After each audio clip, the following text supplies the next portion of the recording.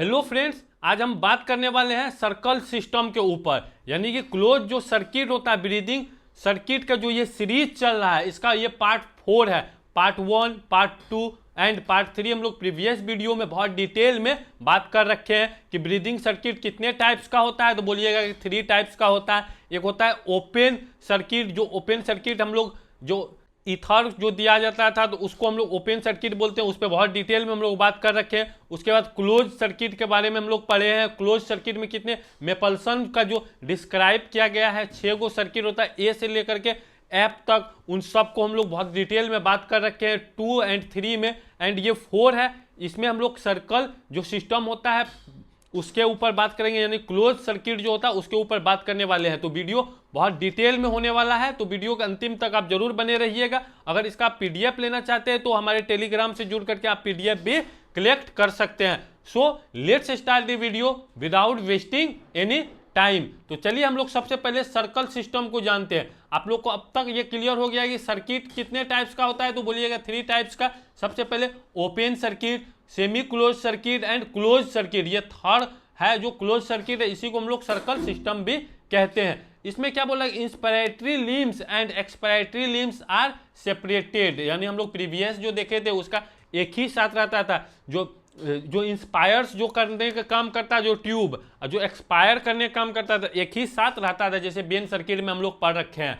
तो इसमें क्या होता है, सेपरेट रहता है। जो इसका लिम्स होता है, मान के चलिए ये एक लिम्स है, यहाँ से ये लिम्स है, एक ये लिम्स है। यहाँ पर ये जो लिम्स है ये क्या करने का काम करेगा, तो बोलिएगा कि ये एक्सपिरेटरी लिम्स है। ये कौन सा लिम्स है, तो एक्सपिरेटरी यहाँ पर लिम्स इसको बोल सकते हैं। एंड इसको आप लोग क्या बोल सकते हैं, तो बोलिएगा इसको इंस्पायरेटरी लिम्स बोल सकते हैं। यानी कि इसमें क्या हो रहा है, इंस्पायर कर रहा है, इसको इंस्पायरेटरी लिम्स बोलेंगे। ये दोनों सेपरेट रहता है। ये बहुत अच्छे से आगे आपको धीरे धीरे समझ में आते हुए जाएगा। उसके बाद circle system is unidirectional flow system with carbon dioxide absorption. यहाँ बोला यूनिडायरेक्शनल। यूनिडायरेक्शनल मतलब क्या होता है कि यूनिडायरेक्शनल के बारे में आप लोग जान रहे होंगे कि जो फ्लो जो होता है ना, ये एक ही डायरेक्शन में रहता है। वन वे फ्लो लिख सकते हैं आप, वन वे फ्लो यहां पर लिख सकते हैं। यानी वन वे फ्लो जो होता है उसी के यूनिडायरेक्शनल फ्लो बोलते हैं। यानी कि अगर यहां पर एक्सपायरेशन जब हो रहा है तो इस लिम्स से जो गया है तो इसी तरह से ये यहां पर आएगा। यहाँ पर वॉल्व लगा हुआ है, फिर यहाँ के आगे की तरफ इस तरह से बढ़ेगा। ये वापस रिटर्न इस तरह से रिटर्न नहीं हो सकता है। अब वही अगर यहाँ पर आने के बाद क्या होता है, यहाँ एब्जॉर्प्शन करता है। ये क्या है, तो सोडा लाइम है। आप बोलिएगा इसके बारे में भी जानना है तो आगे हम इसके बारे में भी आपको बताएंगे, सोडा लाइम के बारे में। सोडा लाइम क्या करता है, तो CO2 को एब्जॉर्व कर लेता है। CO2 को जब एब्जॉर्व करता है, जो फ्रेश फिर होता है, फ्रेश गैस को यहाँ से भेजता है, तो फिर यहाँ से इस तरह से ये जाता है। तो यूनिडायरेक्शनल वॉल्व, इसीलिए इसको बोला गया है। इस तरह से ये फ्लो करके फिर वापस जाता है।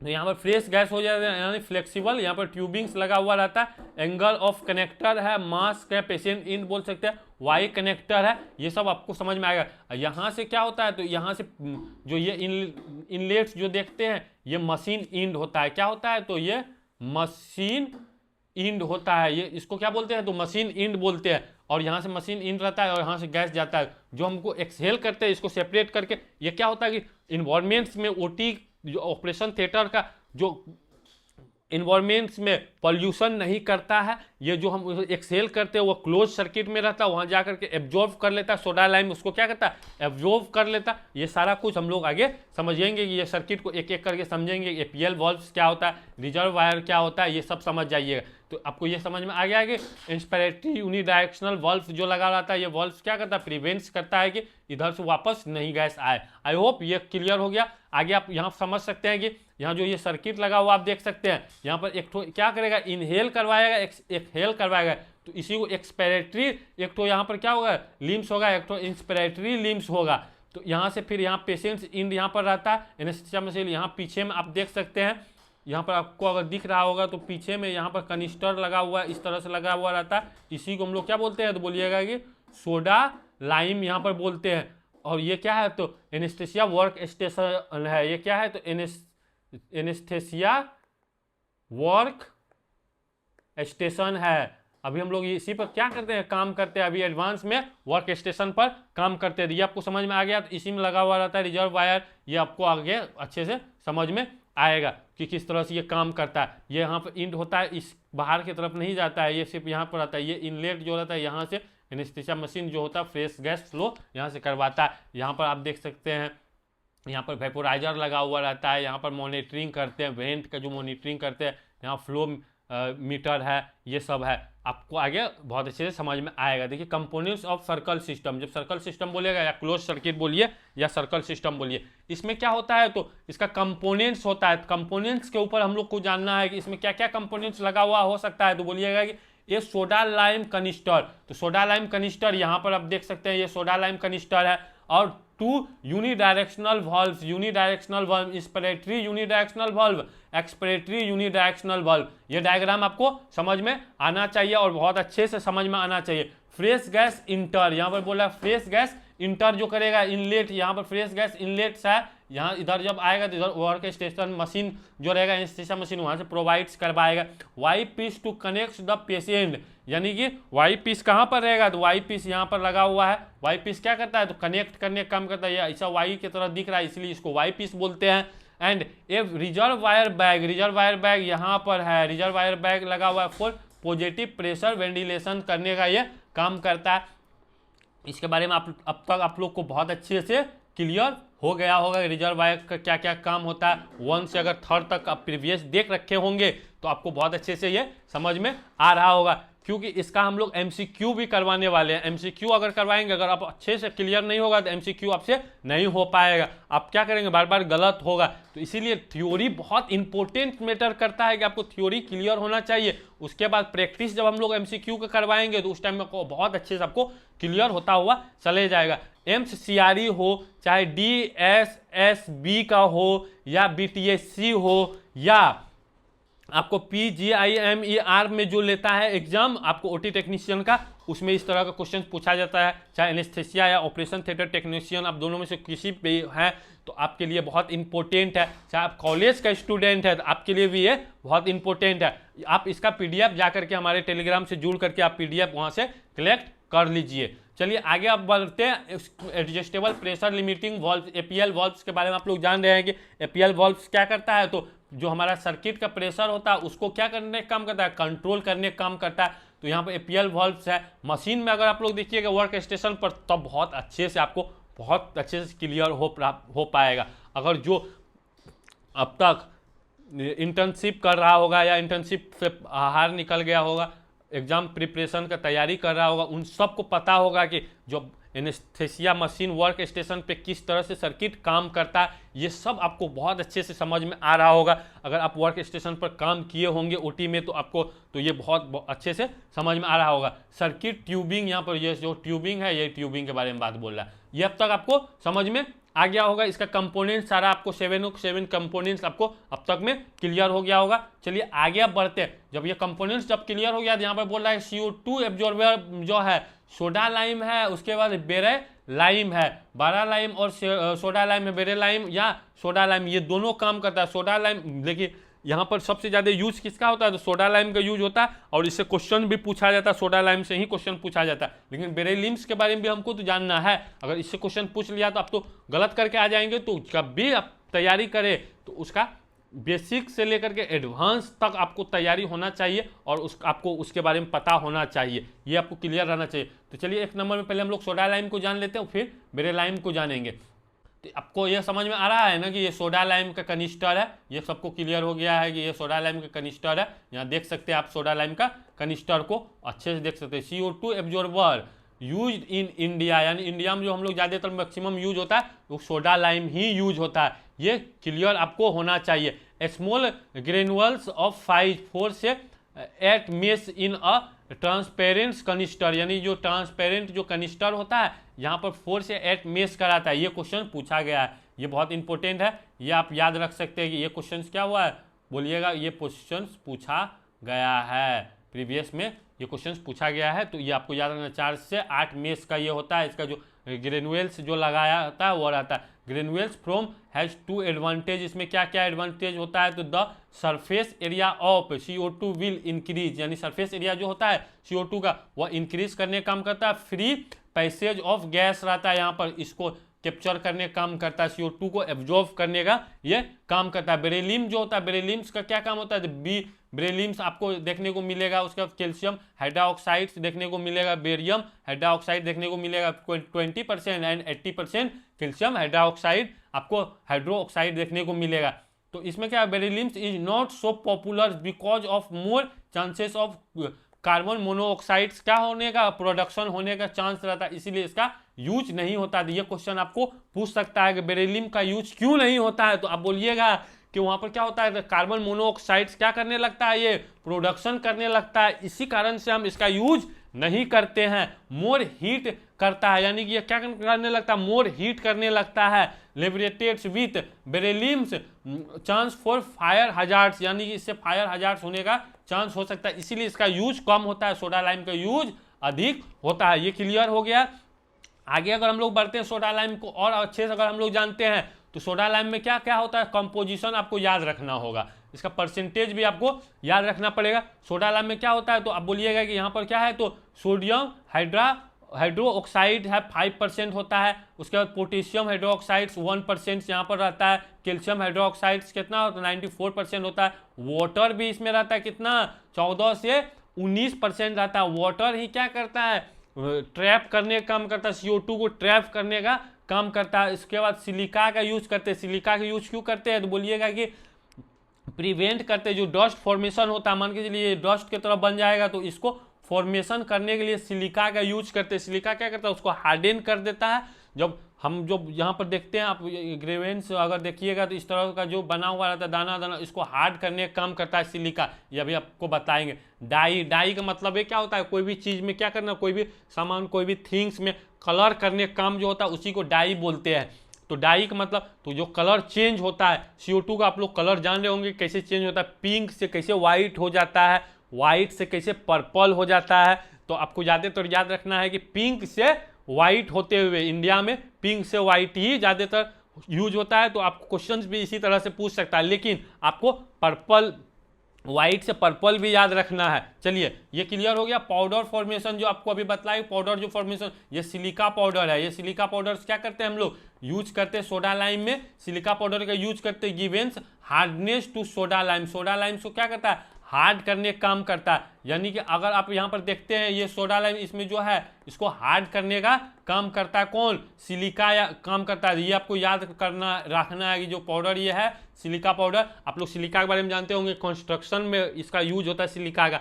जब घर उर बनता है, जब हाउस वगैरह बनाता है तो उसको हार्ड करने के लिए कंस्ट्रक्शन में भी इसका यूज होता है, सिलिका का यूज होता है। तो which expiratory gas pass it will below the dust and those particles can reach through alveoli through inspiratory limbs. मान के चलिए अगर हमको कनिस्टर में है, मान के चलिए ये कनिस्टर में क्या है, सोडा लाइम्स है, जब कुछ दिन हो गया है इसमें यहाँ से इनहेल एक्सहेल हो रहा है और यहाँ से इनहेल हो रहा है, यानी कि यहाँ से आया CO2 वाला और CO2 यहाँ पर क्या हुआ, एब्जॉर्ब हो गया, और ये वापस जब जाएगा तो इसके साथ में क्या हो सकता है, ये डस्ट भी जा सकता है। जब डस्ट जाएगा तो इनहेल पेशेंट कर लेगा तो एल्वोलाई के पास चले जाएगा। आप लोग को पता है कि एल्वोलाई के पास जाएगा, जैसे इस तरह से क्या होता है, एल्वोलाई रहता है हमारा, यही ना मेन काम करता है क्या, एक्सचेंज करने का। मैक वगैरह के जो बारे में पढ़े हैं वो अलग टॉपिक है, उसके बारे में भी अगर जानना है तो हमारे चैनल पर जाकर के आप हमारे चैनल को एक बार विजिट कर सकते हैं। एनेस्थेसिया एंड ऑपरेशन थिएटर से रिलेटेड सारा वीडियोज हम बनाते हैं, तो वहाँ पर जा करके आप देख सकते हैं। तो यहाँ पर एल्वोलाई को क्या कर सकता है, दिक्कत हो सकता है, न्यूमोनाइटिस वगैरह हो सकता है थ्रू इंस्पिरेटरी लिम्स आ गया। इन कैट कॉजेज केमिकल क्या करेगा, न्यूमोनाइटिस कर सकता है। So silica was added to prevent dust formation, यानी जब सिलिका का हम लोग यूज करते हैं तो वो डस्ट फॉर्मेशन नहीं बनने देता, वो प्रिवेंट करने का काम करता है, added to prevent dust formation. ये आपको अब तक समझ में आ गया होगा। डाई क्या करता है, तो कलर इसका क्या करता है, तो बोलिए कि कलर चेंज करने का काम करता है। ये क्लियर हो गया। आगे हम लोग बढ़ेंगे। Soda lime and beryllium absorbs carbon dioxide के जो एब्जॉर्ब करेगा वह यहाँ पर क्या क्या करेगा, तो डाई आपको समझ में आ गया। डाई का मतलब भी आपको याद रखना है। आप लोग ये भी जानते होंगे रेडियो में, रेडियोलॉजी डिपार्टमेंट में क्या करते हैं, तो कॉन्ट्रास्ट डाला जाता है, तो उसको भी कभी कभी डाई बोलते हैं। कभी बाल को क्या किया जाता है, कलर किया जाता है, तो उसको भी डाई बोलते हैं। तो डाई का मतलब ही होता है कि कोई भी चीज़ का क्या होता है, कलर को चेंज करना होता है। सफ़ेद बाल है उसको ब्लैक कर दिए तो क्या हुआ, डाई कर दिए, तो डाई का मतलब कलर चेंज होता है। ये क्लियर रखना है हमेशा आपको। तो डाई क्लियर हो गया। तो क्या करता है, added to see the change in colour, यानी क्या करता है वो कलर को चेंज कर देता है, पिंक से क्या कर देता है व्हाइट कर देता है, और व्हाइट से क्या करता है वायलेट कलर का करता है, पर्पल कलर में ये चेंज कर देता है। ये आपको याद रखना है कि ये क्या करता है वायलेट या पर्पल कलर आपको याद रखना है, चेंज करता है। लेकिन ज़्यादातर अपना इंडिया में किसका यूज होता है, तो बोलिएगा कि इसका यूज होता है पिंक से क्या करता है व्हाइट करने का काम करता है। ये क्लियर हो गया। Change in colours indicates the existence of CO2 absorption, यानी कितना एग्जिस्ट किया है यहाँ पर CO2 कितना एब्जॉर्ब किया वो इंडिकेट्स ये कर देता है। केमिकल्स देखिए ये भी आपको बहुत इंपॉर्टेंट चीज एक है कि यहाँ पर 100 ग्राम सोडा लाइम जब होगा कैन एब्जॉर्ब 24 से 26 लीटर ऑफ CO2। ये PYQ है किसका, तो एम्स CRE का है। CRE में ये पूछा गया है कि जो 100 ग्राम जो सोडा लाइम्स होगा वो कितना लीटर CO2 को एब्जॉर्ब करने का उसके पास कैपेसिटी होता है। तो आप तुरंत बोलिएगा कि 24 से लेकर के 26 लीटर यहाँ पर क्या करता है CO2 को एब्जॉर्ब कर लेता। मात्र 100 हमारा 100 ग्राम जब रहेगा, 100 मात्र 100 ग्राम जब रहेगा सोडा लाइम हुआ इतना एब्जॉर्ब कर लेता है। ये क्लियर हो गया। Chemical reactions that's lower the pH granules, यानी लोअर रहता है इसका pH लोअर रहता है, and triggers off pH sensitive indicator dye to change colour from, यानी ये क्या होता है pH पर ही डिपेंड करता है कि ये जो चेंज करता है ना pH पर डिपेंड्स करता है। वाइट टू वॉयलेट कलर होता है यूजिंग इथाइल वॉयलेट, और pink to white using titan yellow. ये आपको याद रखना है, इस तरह का क्वेश्चन नहीं जाता है, सिर्फ आपको कलर चेंज करने के लिए पूछेगा। सोडियम हाइड्रोक्साइड हो सकता है, potassium hydroxide, calcium hydroxide, water requires for CO2 absorption, यानी CO2 को एब्जॉर्प्शन करने के लिए आपको रिक्वायरमेंट पड़ता है किसका, वाटर का रिक्वायरमेंट्स पड़ सकता है। ये अब तक आपको समझ में आ गया होगा, ये क्लियर आपको हो गया होगा। चलिए आगे आपको बताते हैं इसका सोडा लाइम जो होगा या बेरिलियम होगा, इन दोनों को डिफेंस करके आपको बताते हैं। जब इसमें आप डिफेंस कीजिएगा इसका फीचर में देखिएगा मेश साइज वही कनिस्टर जो है, कनिस्टर का साइज के बारे में बोलता है कितना होता है, तो 4 से 8 मेश होता है, एंड ये भी 4 से 8 मेश होता है, बेरिलियम भी 4 से 8 मेश होता है। सबसे ज़्यादा यूज किसका, तो सोडा लाइम का। मेथड्स ऑफ हार्डनेस के लिए क्या करते हैं, तो सिलिका ऐड करते हैं, वह इसमें जो हार्डनेस के लिए क्या करता है, तो वाटर ऑफ क्रिस्टलाइजेशन के कारण ये हार्ड होता है। ये दोनों को आपको याद रख लेना। कंटेंट्स जो होता है कैल्शियम हाइड्रोक्साइड आपको बताए Ca होता है, सोडियम हाइड्रोक्साइड होता है, इसका परसेंटेज आपको बता रखे हैं, पोटेशियम हाइड्रोक्साइड रहता है, एंड बेरियम हाइड्रोक्साइड रहता है 20%, कैल्शियम हाइड्रोक्साइड रहता है इसमें 80%। ये आपको पीछे बता रखे हैं, क्लियर आपको हो गया होगा। एंड एब्जॉर्प्शन कैपेसिटी जो होता है ये कितना एब्जॉर्प्शन करता है, तो 24 से लेकर के 28 लीटर ऑफ CO2 एब्जॉर्ब पर 100 ग्राम। ये क्लियर है आपको। लेकिन इसमें क्या करता है 15 लीटर करता है, 15 लीटर मत कर पाता। 100 ग्राम जब CO2 को, यानी 100 ग्राम जब बेरिलियम रहेगा लाइम, तो वह 15 लीटर क्या करेगा CO2 को एब्जॉर्ब करेगा। हीट रिएक्शन का अगर बात करते हैं तो लेस हीट रिएक्शन करता है, लेकिन ये मोर हीट रिएक्शन करता है। इसी सब कारण से क्या कहता है बेरिलियम का यूज बहुत कम होता है, बेरिलियम का बहुत कम यूज होता है। लेकिन एग्जाम पॉइंट ऑफ व्यू से आपको ये भी जानना बहुत इंपॉर्टेंट है, ये आपको जानना चाहिए। अगर हमारे चैनल पे आप नए आए हुए हैं तो वीडियो को लाइक एंड चैनल को सब्सक्राइब जरूर कर दीजिएगा, साथ ही बेल आइकन को भी प्रेस कर दीजिएगा, इससे कि जो भी वीडियो हम अपलोड करें वे आपके पास सबसे पहले पहुंच सके। एंड अपने दोस्तों के साथ इसे जरूर शेयर कीजिएगा। अगर आपको पसंद आए, समझ में आए, अच्छा लगे तो आप जरूर इसे शेयर कीजिएगा। एंड अगर PDF लेना चाहते हैं तो टेलीग्राम से जुड़ करके आप PDF भी ले सकते हैं। चलिए आगे हम समझते हैं difference between semi closed end close circuit. जो है हम लोग पीछे पढ़े थे सेमी क्लोज एंड क्लोज, अभी क्लोज हम लोग पढ़े हैं, इससे पहले सेमी क्लोज पढ़े थे। दोनों में डिफरेंस क्या है, तो यह दोनों डिफरेंस भी आपको जानना बहुत जरूरी है। सेमी क्लोज में उसके बाद क्लोज में दोनों में अगर डिफरेंस देखते हैं तो यहाँ पर डिफरेंस आपको देखने को मिलेगा कि लेस इकोनॉमिकली, यानी कि यह क्या होता है लेस इकोनॉमिकली रहता है, वेरी इकोनॉमिकली रहता है, यानी कि इसमें इकोनॉमिक क्या होता है बहुत अच्छा रहता है, इसमें लेस इकोनॉमिक रहता है, यानी कि इसमें वेस्ट होता है, जो गैस का वेस्ट होता है सेमी क्लोज्ड में। And more atmospheric and operating room pollution, ये क्या करता है पोल्यूशन करता है, एंड मिनिमल पोल्यूशन ये करता है। इसमें सोडा लाइम लगा हुआ है इसीलिए पोल्यूशन ये कम करेगा, ये आप लोग को क्लियर हो रहा होगा। Heat and humidification is also lost, यानी क्या करता है ये हीट एंड ह्यूमिडिफिकेशन को क्या करता है, लॉस्ट करता है, लेकिन recycling of heat and humidification ये करने का काम करता है। लाइट वेट रहता है, ये क्या होता है, लाइट वेट रहता है और सिंपल पोर्टेबल रहता है। हमारा जितना मान के चलो बेन सर्किट का हम लोग यूज करते हैं तो कितना आसान से कहीं तक कहा रहता है, उसको उठा करके लगा सकते हैं। लेकिन इसमें अगर हम लोग बात करते हैं क्लोज सर्किट में, ये क्या होता है, मशीन से अटैच रहता है, ये थोड़ा बहुत अटैचमेंट रहता है, वर्क स्टेशन से अटैच रहता है, CO2 एब्जॉर्प्शन इज अटैच रहता है, हैवी रहता है, कॉम्प्लेक्स रहता है, लॉट ऑफ अटैचमेंट्स इसमें रहता है, फिक्स रहता है। ये आपको इसमें डिफरेंस पता होना चाहिए। Advance monitoring is not mandatory, हम लोग जब करते हैं सेमी क्लोज में क्या होता है, तो advance monitoring is not mandatory, यानी कि वहाँ पर नहीं जरूरत पड़ता है कि एडवांस जो हम लोग मॉनिटरिंग नहीं कर पाते हैं। मान के चलिए आप यहाँ पर किस तरह से इसका टाइडल वॉल्यूम कैसे पता कीजिए, वहाँ पर मॉनिटर जब तक वेंटिलेटर वगैरह नहीं रहेगा तो नहीं कर पाइएगा। इसमें लेकिन वेंटिलेटर रहता है, क्लोज में क्या रहता है, वेंटिलेटर रहता है। तो advance monitoring is mandatory because when expiratory gas get recycling, इसमें हम लोग क्या सब कर सकते हैं, तो बोलिएगा कि EtCO2 के बारे में जो आप लोग पढ़े थे वह भी इसमें हम लोग क्या कर सकते हैं, उसको भी मेजर कर सकते हैं, मॉनिटर कर सकते हैं।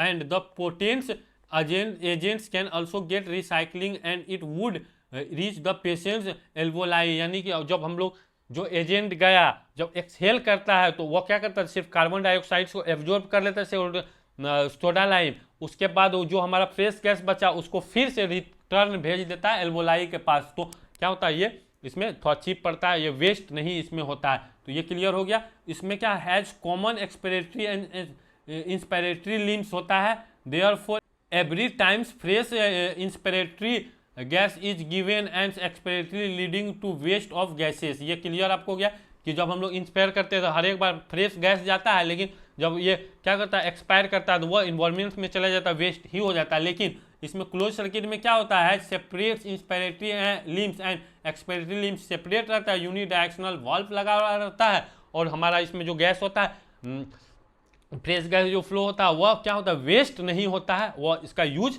कर लेता है। आई होप ये अब तक आपको बहुत अच्छे से समझ में आ गया होगा। अगर आप हमारे चैनल पे आप नए हैं तो वीडियो को लाइक एंड चैनल को सब्सक्राइब जरूर कर लीजिएगा, साथ ही बेल आइकन को भी प्रेस कर दीजिएगा, इससे कि जो भी वीडियो हम अपलोड करें वे आपके पास सबसे पहले पहुंच सके। एंड MCQ का जो सीरीज चलेगा उसको भी आप जरूर देखिएगा, वो उससे आपका क्या होगा, कॉन्सेप्ट बिल्कुल क्लियर हो जाएगा। और इसका आपको PDF अगर लेना है तो हमारे टेलीग्राम से जुड़ करके आप PDF भी कलेक्ट कर सकते हैं। तब तक पढ़ते रहे, प्रैक्टिस करते रहे। Thank you for watching.